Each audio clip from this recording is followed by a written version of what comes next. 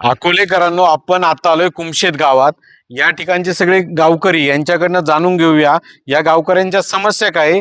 या गावचे जे सरपंच आहे त्यांच्याकडून आपण जाणून घेऊया. नमस्कार, मी सयाजी आसवले.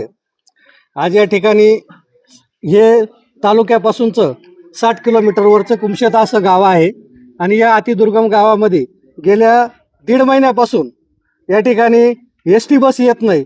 त्यानंतर लाईट पण नाही आहे आणि अतिवृष्टी या ठिकाणी होते. परंतु अतिवृष्टी झाली तर पण तालुक्यातून या ठिकाणी कुठल्याही अधिकाऱ्यांनी येऊन पाहणी केली नाही. लोकांची घरं पडली की शेतीचं नुकसान झालं, कोणीही आलं नाही. महिनाभरापासून या ठिकाणी एस टी येत नाही. जाण्या येण्याची एवढी गंभीर परिस्थिती आहे की आमच्या गरोदर मातेंना 6-6 महिन्याच्या गरोदर महिला पिकअपमध्ये उभे राहून जातात. मी स्वतः अनुभव घेतला. 30-30 किलोमीटरचा प्रवास करतात. त्यानंतर स्तंदा माता कडेवर बाळं घेऊन त्या पिकअपमध्ये वरती अँगलला धरून उभे राहून 30-30 किलोमीटरचा प्रवास करतात. अशा परिस्थितीमध्ये एस टी महामंडळाला वारंवार सूचना देऊ नये.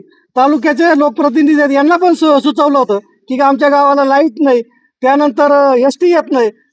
आणि ते म्हणले की 2 दिवसाला लगेच माणसं पाठवतो बघायला. परंतु अद्याप कोणी या ठिकाणी आलेला नाही. आणि आमची या ठिकाणी फार मोठी गैरसोय या ठिकाणी होते. लाईटचे 50-55 पोल पडलेले आहेत. त्याचा 2-2 दिवसाला 3-3 दिवसांनी एक पोल उभा राहतो. असा महिना होऊन गेलाय. या ठिकाणी अंधारात माणसं जगतायत. मला तर प्रश्न पडतोय की गडचिरोली, चंद्रपूर सारखी या ठिकाणी परिस्थिती निर्माण झाली की काय. आमचा माणूस अंधारामध्ये राहतोय तरी पण शासनाला काही गरज नाही. आणि माझी एक विनंती राहील की तालुक्याच्या गट कार्यक्रम अधिकारी तहसीलदार साहेब असतील आणि आमदार साहेब असतील, यांनी 2 दिवस आमच्या गावात येऊन अशा परिस्थितीत राहून दाखवावं. म्हणजे त्यांना कळेल की या लोकांच्या समस्या काय आहे. आज एवढे लोक या ठिकाणी का आले तर खरोखरच या ठिकाणी समस्येचा उद्रेक झालेला आहे. आमच्याकडे लक्ष देण्यासाठी कोणाला वेळ नाही.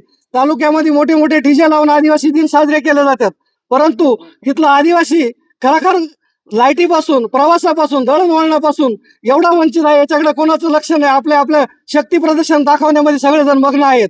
ही फार गंभीर बाब आहे. माननीय जिल्हाधिकारी साहेबांनी या गोष्टीवर लक्ष घातलं पाहिजे. जिल्ह्याचे पालक आहात आपण, जिल्ह्याचे पालकमंत्री असतील, त्यांनी या गोष्टीत लक्ष घातलं पाहिजे.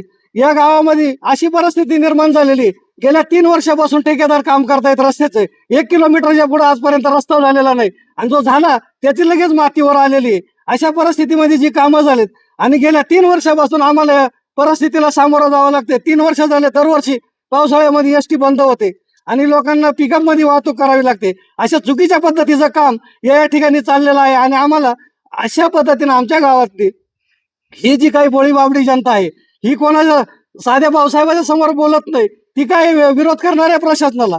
आणि म्हणून आमची माणसं, भोळी बाबडी माणसं कोणापुढे बोलत नाही म्हणून प्रशासनही आमच्याकडे लक्ष देत नाही, लोकप्रतिनिधी आमच्याकडे लक्ष देत नाही. आणि म्हणून आम्हाला या सगळ्या संकटांना सामोरे जावं लागतं.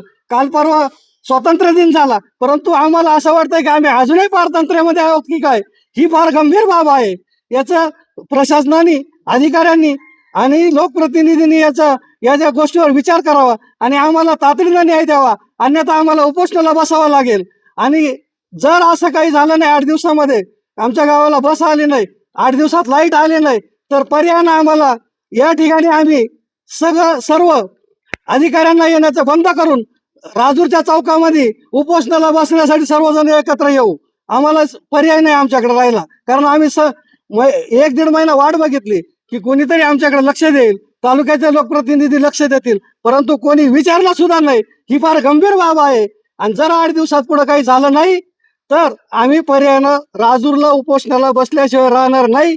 आणि त्याच्याही पुढे जाऊन सांगतो, येणाऱ्या ज्या काही जिल्हा परिषद, पंचायत समितीच्या निवडणुका आहेत त्यावेळेस आम्ही तर निश्चितच आमच्या या योजना जोपर्यंत आम्हाला दळणवळणाच्या सोयी सुविधा पूर्ण होत नाही तोपर्यंत आम्ही या ठिकाणी इलेक्शनवर बहिष्कार टाकल्याशिवाय राहणार नाही.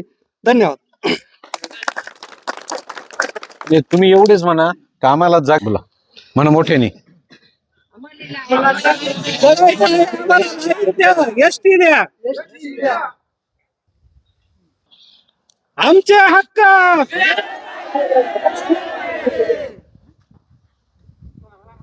आमच्या हक्क आमच्या हक्क आमच्या हक्क